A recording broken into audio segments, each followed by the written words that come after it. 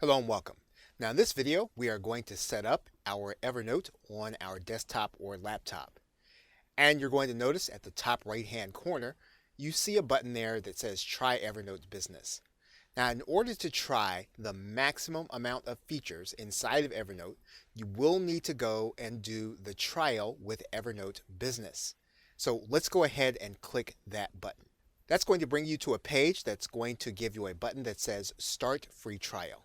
Now, when you start a free business account, Evernote assumes that you are going to be collaborating with another individual. So if you have another individual that you are going to be working with, perhaps you have an outsourcer or a teammate, you will also want to have their information handy at this point. So once you have all the information in order to initiate your account, you're then going to click Continue.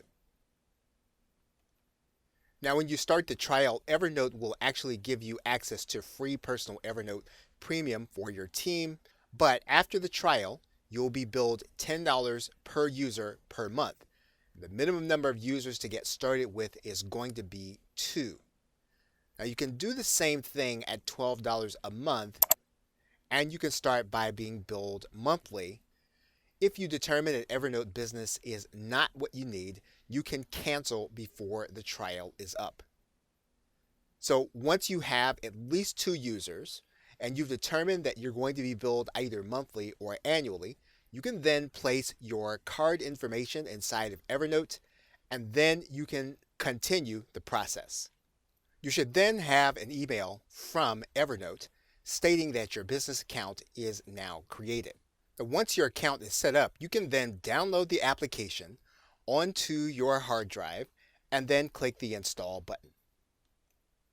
You'll get the opportunity to save the file on your hard drive, and then you can start the installation process.